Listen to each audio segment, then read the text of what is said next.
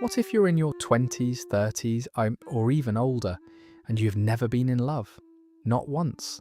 No butterflies, no late night obsession, no devastating heartbreak, not even that one person who completely rearranged your emotional world. And no one really talks about that. You sit at weddings and watch two people promise forever. You scroll past engagement photos and anniversary captions that say, "I can't imagine my life without you." Your friends analyse their relationships over coffee, the chemistry, the red flags, the almosts. You nod, you smile, you say the right things. But quietly, in the back of your mind, there's a question that feels almost shameful to admit. Why hasn't this ever happened to me? We live in a culture that treats romantic love like a universal rite of passage. Movies build entire plots around it. Pop songs orbit around it. Social media amplifies it.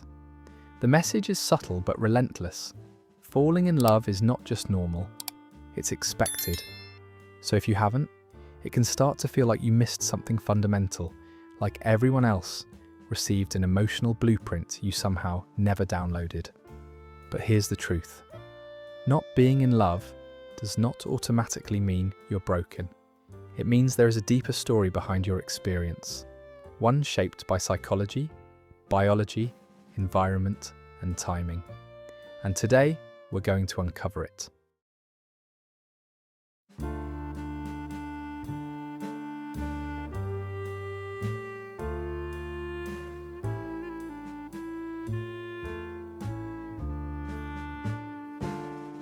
To understand why you may have never fallen in love, we have to start with how your brain learned to connect in the first place. In the 1950s, psychologist John Bowlby introduced attachment theory, later expanded by Mary Ainsworth. Their research revealed something profound. The way your caregivers responded to you in early childhood quietly shaped your emotional blueprint for adult relationships. If your needs were met consistently, comforted when you cried, reassured when you were afraid, you likely developed a secure attachment. Love feels safe, intimacy feels natural. But if your early environment was emotionally unpredictable, dismissive, or critical, your nervous system had to adapt. For many people who have never been in love, that adaptation looks like dismissive, avoidant attachment. On the surface, it doesn't look dramatic. You might pride yourself on independence. You don't need anyone. You're self-sufficient, capable, composed. But underneath that strength, your subconscious may carry a quiet belief. Depending on others leads to disappointment. So when someone gets close, when there's potential for romance, your brain doesn't flood with warmth. Instead, your threat detection system activates. The amygdala scans for danger. Cortisol rises. Vulnerability feels unsafe. You might suddenly notice small flaws. The way they text, the way they laugh. Something feels off. You interpret it as lack of chemistry. But sometimes it isn't chemistry that's missing. It's safety. There's another pattern too, anxious attachment. In this case, love feels overwhelming before it even begins. You overanalyze every interaction. You fear rejection so intensely that you never initiate. The relationship dies before it has a chance to breathe. In both cases, you didn't fail at love. Your nervous system protected you from what it once learned was dangerous. The tragedy and the paradox is that the very shield designed to keep you safe may also be the barrier that keeps love out. But what if the issue isn't fear of intimacy? What if it's something quieter, something harder to see? There's a concept in psychology called childhood emotional neglect. It doesn't mean you were abused. It doesn't mean your parents were cruel. In fact, many people who experienced it will say, "My childhood was fine." And that's exactly why it's so invisible. Emotional neglect happens when a child's physical needs are met, food, shelter, education, but their emotional world is never truly mirrored back to them. No one helps them name what they're feeling. No one says, "I see that you're hurt." No one teaches them how to sit safely inside their own emotions. Over time, the child adapts by disconnecting from those feelings. As adults, this can show up as something called alexithymia, difficulty identifying or describing emotions. You might feel neutral most of the time, calm, even stable, but when people describe falling in love as overwhelming, intoxicating, all-consuming, you feel nothing close to that. It's not that your heart is empty, it's that your emotional vocabulary was never fully developed. You can't fall deeply into an emotional experience if you've learned to live slightly detached from your own inner world. For some people, the question isn't, why haven't I fallen in love? It's, was I ever taught how to feel safely enough to recognize it? And that realization isn't a condemnation. It's an invitation to reconnect with parts of yourself that were never given space to grow. Now, we need to consider another possibility, one that has nothing to do with trauma, fear, or emotional blocks. What if you've never been in love simply because romantic attraction isn't part of your natural wiring?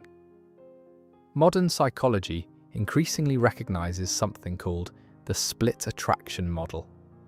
It suggests that romantic attraction and sexual attraction are not the same system. They operate independently. You can desire physical intimacy without craving candlelit dinners, emotional merging, or lifelong partnership. You can also long for deep companionship without experiencing sexual attraction.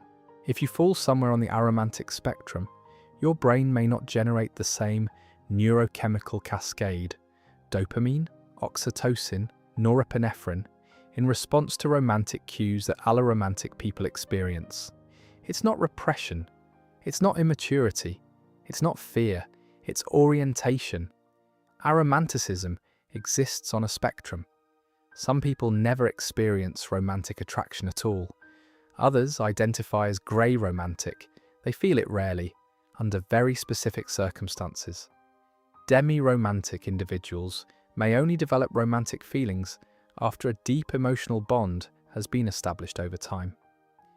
In a culture that assumes romance is universal, what some researchers call compulsory romance, realizing you don't experience it the same way can feel isolating.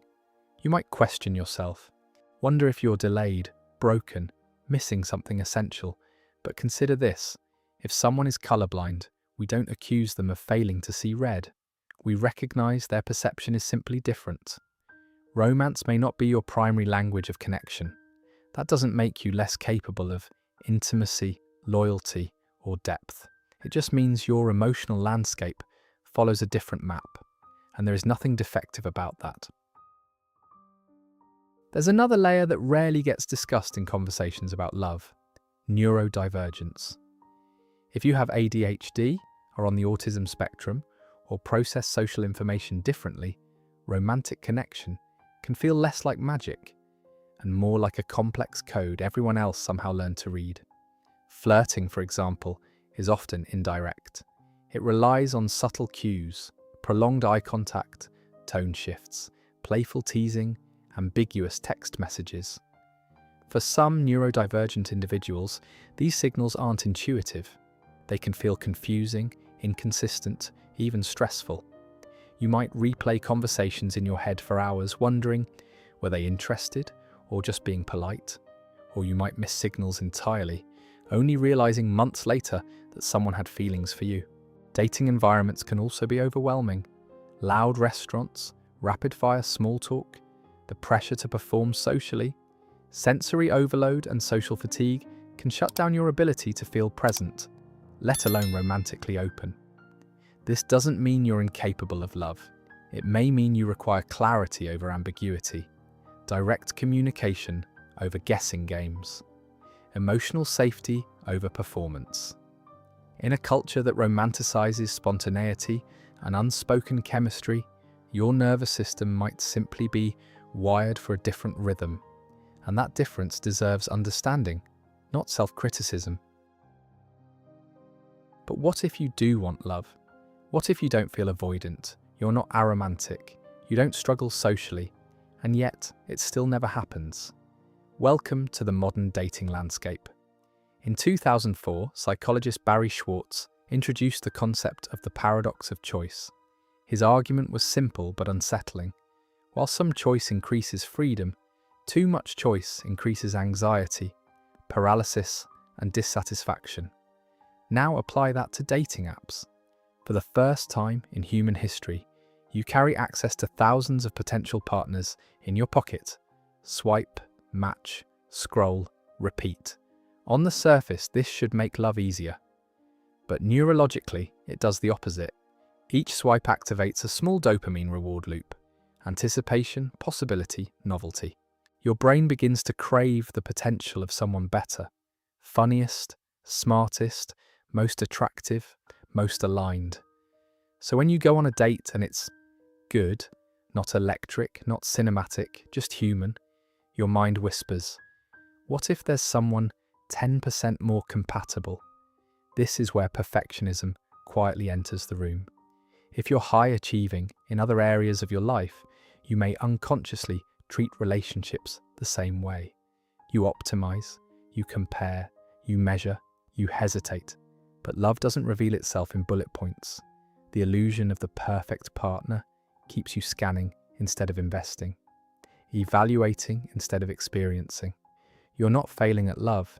You may be trapped in an environment that trains you to see people as options, not as evolving human beings. And in that environment, commitment can start to feel like a risk instead of a choice. Long before dating apps, many of us were conditioned to expect love to feel cinematic. We grew up on Disney endings, romantic comedies, pop songs that describe love as overwhelming, undeniable, destined. Two people lock eyes across a room, and suddenly the world rearranges itself. That narrative runs deep. It quietly teaches us that real love should feel like fireworks, instant chemistry, effortless certainty, a soulmate who fits so perfectly that doubt never enters the picture. So when real life presents something slower, quieter, more ambiguous, it can feel disappointing. No dramatic soundtrack, no lightning bolt moment, just two imperfect people trying to understand each other. For some, perfectionism amplifies this conditioning. If you hold yourself to impossibly high standards, you may do the same with a partner. You create a mental checklist, shared values, matching ambition, emotional intelligence, physical attraction, timing, stability, and the moment someone falls short on item 14, you withdraw. But here's the uncomfortable truth. Fantasy love is frictionless because it isn't real. Real love unfolds gradually. It includes awkwardness, missteps, growth. If you've been waiting for something epic enough to justify surrender, you may have overlooked connections that were simply human. And human doesn't sparkle, it deepens. There's another reason you may have never fallen in love, and it has nothing to do with fear standards or wiring. It might be survival. Psychologist Abraham Maslow proposed that human needs are hierarchical. At the base are survival needs: food, safety, stability. Only after those are secure do we naturally prioritize love and belonging. If your teens and 20s were spent trying to stabilize your life, financially, emotionally, mentally, your brain may not have had the capacity for romance. Maybe you were navigating family chaos. Maybe you were dealing with anxiety or depression. Maybe you were focused on education, career, or simply staying afloat in an economy that felt unforgiving. When your nervous system lives in fight or flight mode, it prioritizes control and predictability. Romantic love, by contrast, is uncertain, vulnerable, disruptive. Biologically, love is not a survival requirement. Safety is. So while others were experimenting with relationships, you may have been building foundations, paying off debt, healing trauma, learning independence, becoming stable. From the outside, it can look like you're behind. But development is not a race. For many late bloomers, love doesn't appear until life feels steady enough to risk it. Until the nervous system finally exhales. You weren't failing at love. You were protecting your future. And sometimes, love arrives not when you're young, but when you're finally safe enough to receive it. Even if you've made peace with your story, there may still be emotions you don't talk about. Envy, for example, not the bitter kind, but the quiet ache when a close friend gets engaged, when your sibling builds a life with someone, when you're the only one without a +1 at the holiday table. You can be genuinely happy for them and still feel the sting. Loneliness can show up in subtle ways too, not dramatic isolation, just the absence of having one person who chooses you first. The absence of being someone's emotional home. And then there's shame. The shame of family members asking, "So are you seeing anyone?" The shame of feeling developmentally out of sync. The shame of wondering if there's something you're not understanding about being human. These emotions are heavy because they're rarely acknowledged. Society assumes that if you're single and haven't been in love, you must either be carefree or flawed, but the truth is more complex. You can be strong and still feel left behind, self-aware and still feel unwanted, independent and still crave closeness. Naming these emotions doesn't make you weak, it makes you honest.